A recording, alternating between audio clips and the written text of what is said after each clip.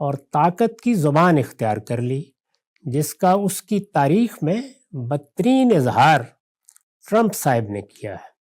اسی طرح سے اسرائیل کو دیکھیے۔ سلامتی ہے ان آنکھوں پہ جو ہدایت پہ نظریں جمائے بیٹھی ہیں، ان کانوں پہ جو ذکر خیر کے منتظر رہتے ہیں، اور ان قدموں پہ جو ہدایت کی راہ پہ گامزن ہیں۔ کیسے ہیں دوستو، میں فیصل وڑائچ، ہمارے ساتھ محترم جاوید احمد غامدی صاحب ہیں۔ آپ کے کچھ انٹرویوز اور کچھ ویڈیو کلپس وائرل ہیں جن کے اوپر بہت سے لوگ اعتراضات کر رہے ہیں، بہت اچھے انداز میں، اور کچھ لوگ غیر مناسب انداز میں۔ تو ہم وہ ساری گفتگو اور کچھ ان میں سے اہم پوائنٹس آپ کے سامنے رکھیں گے اور ان پر آپ کا موقف طلب کریں گے۔ سر کیسے ہیں آپ؟ اللہ کی عنایت ہے، آپ کی دعائیں ہیں۔ اچھا سر، آپ کا ایک جملہ بہت کوٹ ہو رہا ہے سوشل میڈیا میں۔ آپ نے کہا کہ جب اسرائیل قائم ہوا تو مسلمانوں کو چاہیے تھا کہ وہ بڑھ کر دوڑ کر اس کو قبول کر لیتے۔ اس کے اوپر کافی لیدے ہے، کافی اس پر گفتگو ہے کہ آپ ایک پاور ڈائنامکس کی بات کر رہے ہیں، جبکہ مذہب جو ہے وہ بیسیکلی اخلاقیات کی اور اخلاقی برتری کی بات کرتا ہے۔ اس کو آپ کیسے جسٹیفائی کریں گے؟ ہم جیسے لوگ جب کسی موضوع پر گفتگو کرتے ہیں تو دونوں چیزیں زیر بحث آ جاتی ہیں۔ ایک یہ کہ کسی چیز کا اخلاقی جواز کیا ہے، اور دوسرے یہ کہ فرد ہو یا معاشرہ، اس کے لیے عملی صورتحال کیا ہے۔ اخلاقی پہلو سے بھی زیادہ سے زیادہ ہم یہی کہہ سکتے ہیں کہ فرد کو ایسا کرنا چاہیے، اور حکمت عملی کے لحاظ سے بھی کوئی رائے دے سکتے ہیں، مشورہ دے سکتے ہیں، کسی چیز پر تبصرہ کر سکتے ہیں۔ میں اس کو مثال کے طور پر عرض کروں گا۔ یہ معلوم ہے کہ ہماری موجودہ دنیا میں امریکہ کو ایک غیر معمولی حیثیت حاصل ہو گئی، خاص طور پر سوویت یونین کے ختم ہو جانے کے بعد کچھ برس ایسے مل گئے جس میں کہا جا سکتا ہے کہ دنیا میں ایک ہی بڑی طاقت ہے۔ اس بڑی طاقت سے آپ کیا توقع کرتے ہیں؟ ظاہر ہے یہی توقع کریں گے کہ وہ انصاف کے ساتھ معاملات کرے، وہ دنیا میں کوئی ایسا اقدام نہ کرے جس سے فساد پیدا ہو، وہ امن کی علمبردار بن کر رہے۔ اس کے ساتھ آپ یہ کہیں گے کہ اقوام متحدہ جیسا ادارہ خود امریکہ ہی کی تحریک سے وجود پذیر ہوا ہے۔ اس کے لیے صحیح لائحہ عمل یہ تھا کہ وہ اقوام متحدہ کو ایک مضبوط ادارہ بنائے رکھے، اس کو بتدریج ایک عالمی حکومت تک لے جائے، اس میں فیصلے عدل و انصاف کی بنیاد پر ہوں، اس میں اگر وقتی طور پر 5 طاقتوں کو حق استرداد یا ویٹو کا حق دیا گیا ہے تو اس کو بھی بتدریج ختم کیا جائے۔ دنیا میں جو جمہوری اقدار مان لی گئی ہیں، یہ ادارہ بھی اس کے مطابق چلایا جائے۔ آپ ذرا تصور کیجئے کہ اگر امریکہ یہ رویہ اختیار کرتا تو دنیا میں اس کی حیثیت کیا ہوتی، دنیا اس کو کس نگاہ سے دیکھتی۔ لیکن ہم جانتے ہیں کہ اس نے ایسا نہیں کیا۔ جب اس کو طاقت میسر آئی تو اس نے طاقت ہی کو فیصلہ کن بنا لیا، طاقت ہی کی بنیاد پر اقدامات کیے، اور طاقت کی زبان اختیار کر لی، جس کا اس کی تاریخ میں بدترین اظہار ٹرمپ صاحب نے کیا ہے۔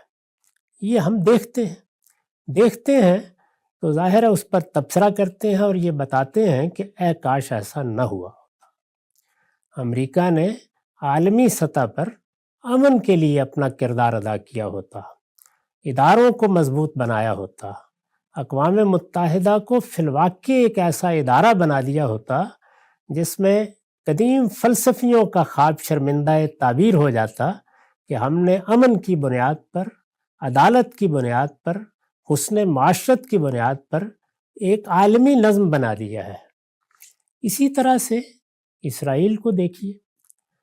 اسرائیل میں جو قوم آباد ہے، ہم میں سے ہر شخص جانتا ہے کہ ہزاروں سال سے وہ سرگرداں رہی ہے۔ 70 عیسوی میں ٹائٹس نے ان کو دنیا میں منتشر کر دیا تھا، ان پر مظالم بھی ہوئے، وہ برے سے برے حالات سے بھی گزرے۔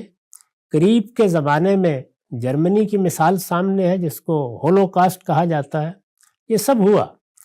اس کے بعد ایسے حالات پیدا ہوئے کہ جیسے ایک مرتبہ پہلے 500 قبل مسیح میں ان کی تاریخ کا ایک بڑا واقعہ ہوا تھا اور انہیں سائرس نے یا خورس کہہ لیجئے دوبارہ وہاں آباد کر دیا تھا۔ یہی معاملہ برطانیہ عظمیٰ نے کیا۔ انہوں نے وہاں ایک قومی وطن قائم کر کے دنیا بھر سے ان کو موقع فراہم کیا کہ وہ وہاں اپنی حکومت بنا لیں۔ یہ کئی ہزار سال کی تاریخ میں ایک بڑا واقعہ تھا، ان کے لیے ایک بڑا واقعہ تھا۔ اس پر بجائے اس کے کہ وہ شکر گزار ہوتے اور یہ خیال کرتے کہ ہمیں ایک جگہ مل گئی ہے، ہمارا ایک قومی وطن ہے، ہم اس میں محدود رہ کر اپنی بہبود کے لیے کام کریں گے، دنیا کے امن کے لیے کام کریں گے، اور جو مظالم ہم پر ہوئے ہیں انہیں اب دوسری قوموں کے لیے دہرائیں گے نہیں۔ وہ اگر ایسا کرتے تو ہو سکتا ہے کہ ابتدا میں مسلمانوں کا گرد و پیش کی ریاستوں کا رد عمل کچھ اور ہوتا، لیکن بتدریج آپ دیکھتے کہ دنیا میں ان کے لیے عزت ہوتی، ان کا وقار قائم ہوتا، اور جو کچھ ماضی میں ان کے ساتھ ہوا تھا دنیا اس کے ازالے کی طرف جاتی۔ لیکن انہوں نے اس کے بالکل برخلاف توسیع پسندی کو اختیار کر لیا اور اس کے لیے ہر طرح کے مظالم روا رکھے، یہاں تک کہ فلسطینیوں کی نسل کشی پر اتر آئے۔ چنانچہ آپ دیکھتے ہیں کہ اب دنیا بھر میں وہ لعنت ملامت کا ہدف بنے ہوئے ہیں۔ میں اسی سیاق میں مسلمانوں سے یہ کہتا ہوں کہ ان کو بھی ایک صورتحال پیش آئی ہے۔ وہاں سوال یہ نہیں ہے کہ جائز کیا ہے اور ناجائز کیا ہے۔ دنیا میں صدیوں سے فتوحات ہوتی رہی ہیں، وہ فتوحات مسلمانوں نے بھی کی ہیں۔ وہ ہسپانیہ میں چلے گئے، وہ بر صغیر میں آ گئے، اس کے علاوہ بھی بہت سے علاقے ہیں جو انہوں نے فتح کیے ہیں۔ تو فتوحات کے پیچھے اخلاقی جواز کیا ہوتا ہے؟ وہاں زیر بحث یہ چیز ہوتی ہے کہ اگر فتوحات کا نتیجہ یہ نکلا ہے کہ آپ مزاحمت کے قابل نہیں رہے تو آپ اس صورتحال کو قبول کر کے اپنی تعمیر کی طرف بڑھیں۔ میرے جس جملے کا آپ نے حوالہ دیا ہے وہ اخلاقی جواز پر بحث نہیں کر رہا، وہ یہ دیکھ رہا ہے کہ مسلمانوں کے ساتھ معاملہ کیا ہوا ہے، ہم کس صورتحال سے دوچار ہیں۔ یہ جو عام چلتی ہوئی مثال دی جاتی ہے اسی کو لے لیجئے، یعنی میرے گھر میں اگر ڈاکو داخل ہو گئے ہیں تو اس میں اخلاقی جواز کا سوال نہیں ہے، وہ تو ہر ایک کو معلوم ہے کہ ڈاکو ہے اور یہ ایک جرم ہے جس کا ارتکاب انہوں نے کیا ہے۔ لیکن اب مجھے مزاحمت کرنی ہے، اپنا مال ان کے حوالے کر کے اپنی عزت اور جان کو بچا لینا ہے۔ میرے ساتھ اگر میری اولاد کھڑی ہے یا میرے بھائی کھڑے ہیں تو مجھے ان کو یہ کہنا ہے کہ تمہارے پاس اگر چارپائی کا پایا بھی ہے تو کلاشن کوف سے لڑ جاؤ، یا اس وقت انہیں روکنا ہے۔ تو یہ حکمت عملی کا سوال ہے جس پر میں نے گفتگو کی ہے کہ مسلمانوں کو اپنے حالات کے لحاظ سے کیا کرنا چاہیے تھا۔ یہ سوال نہیں ہے کہ کس چیز کا اخلاقی جواز ہے اور کس کا اخلاقی جواز نہیں ہے۔ اخلاقی جواز کے معاملے میں تو بہت سی بحثیں کی جا سکتی ہیں۔ جب ہندوستان میں انگریز آ گئے تو وہاں اخلاقی جواز کی بحث کی جائے گی، یہ دیکھا جائے گا کہ ہم مزاحمت کے قابل ہیں یا نہیں۔ اگر نہیں ہیں تو اور رویہ ہوگا، ہیں تو اور رویہ ہوگا۔ تو اس لیے اخلاقی جواز کا معاملہ سرے سے زیر بحث ہی نہیں تھا کہ میں اس پر کوئی رائے دیتا۔